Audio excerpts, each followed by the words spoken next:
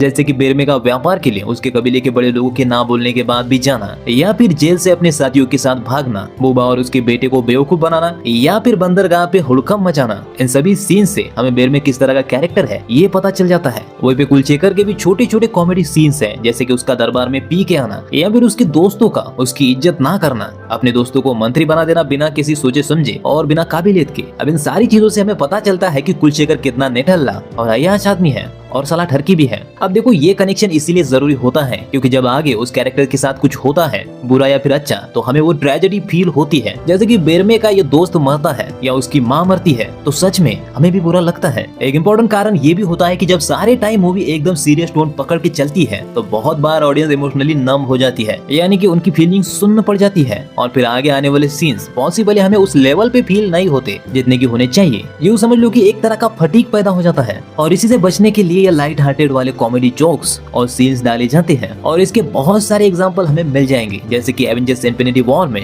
Thanos के Wakanda invasion से पहले भी हमें वैसे ही कॉमेडी सीन दिखाए जाते हैं जहां ब्रूस की हल्क के साथ अलग ही स्ट्रगल चल रही होती है जिसे देखने में बड़ा मजा आता है। वहीं पे शूरी भी ब्रूस के काफी मजे लेती है।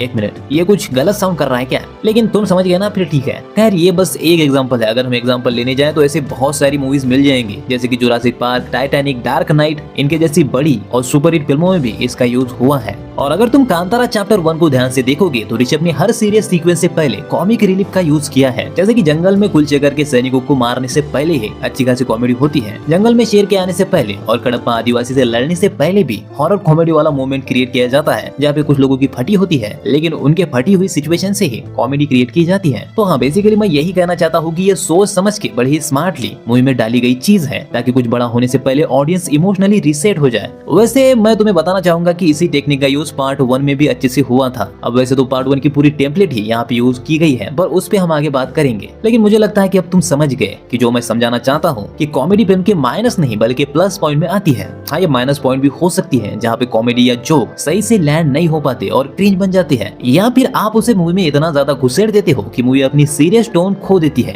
वैसे कांतारा के दोनों पार्ट में डायरेक्टर के राइटिंग का जो अहम हिस्सा रहा है वो है हिडन एंटागोनिस्ट टेक्निक, यानी कि छुपा हुआ विलन, जहाँ पे पूरे मूवी में जिसे हम विलन समझते हैं वो विलन नहीं होता और जिसे हम देव मानो समझते हैं वो साला शैतान निकलता है। पार्ट 1 में वो देवेंद्र था और पार्ट 2 में मेरी फेवरेट कनकवती, मैं सच बोल रहा हूँ, उसकी गद्दारी ने बेरमे से ज्यादा मेरा दिल तोड़ा था। लेकिन यही तो डायरेक्टर चाहते थे। अब देखो, तुम मानो या ना मानो पर हिडन एंटागोनिस्ट वाली टेक्निक मूवी के सबसे स्ट्रॉन्ग पॉइंट में से एक है। क्या है कि कांतारा की खासियत ही ये रही है कि इसके क्लाइमैक्स मूवी की जान होते हैं क्योंकि कहानी को शुरुआत से ही स्लोली बिल्ड करते हुए लाया जाता है और उसका पे ऑफ हमें लास्ट में मिलता है।